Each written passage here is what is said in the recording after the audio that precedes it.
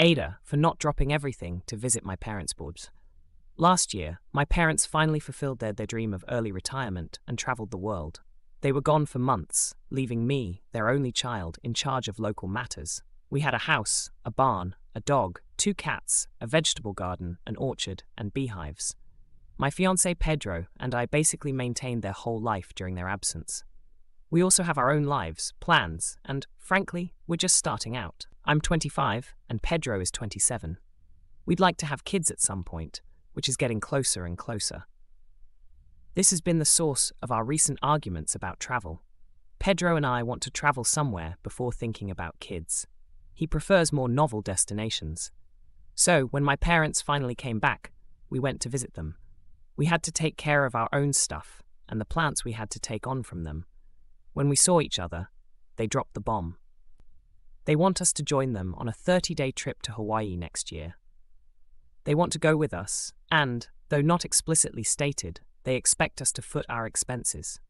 They said they would cover all the doctor bills for my dad, which they would leave for us to pay during their previous trip. They even asked us to handle it ourselves, and took it as a life lesson that me and Pedro are keen to. If we join them, we postpone our dream again, and if we don't, we'll feel like assholes if we travel elsewhere when they invite us. It's important to remember that during the period they were away, they only made 2 video calls to talk to us. They no longer consider their house as their home now that they're back, and they even plan to sell it. They urge us to visit more often, since they're dedicating all their time to a house that's no longer theirs. Next story. AITA for not letting someone switch seats mid-flight. My wife, 36F, and I, 34 Meeps, were flying back from Dublin to Washington, D.C. We were assigned the middle and window seats in a row. The aisle passenger no-showed, so we ended up having the entire row to ourselves. Huge win. Before leaving the gate, I moved to the aisle seat, and my wife stayed at the window. Nothing eventful happened for the first 4.5 hours of the flight. FAs were amazing, and even gave us extra drinks for the guy in the middle. Randomly, the passenger from the aisle seat, across from me, comes over with her friend who was sitting a few rows back and announces that her friend would now be taking the middle seat to get away from a crying baby further back.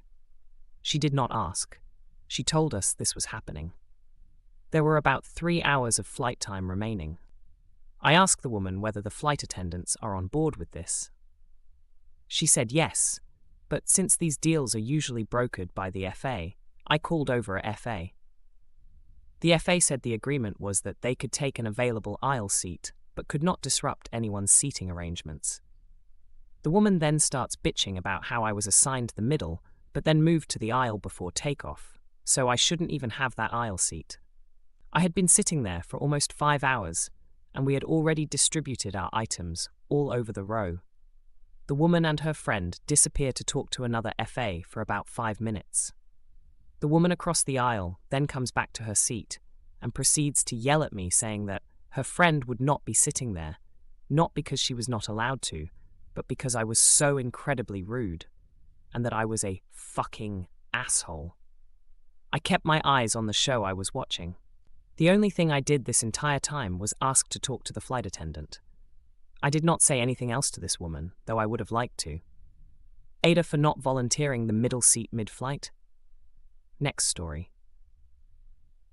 AITA for leaving my non-verbal brother with my dad and his girlfriend instead of my mom. My 17F. Parents are divorced, and I live with my mom on the weekdays, and my dad on the weekends with my younger brother 15M, who I will call Eric. Eric is non-verbal and highly autistic and needs a routine.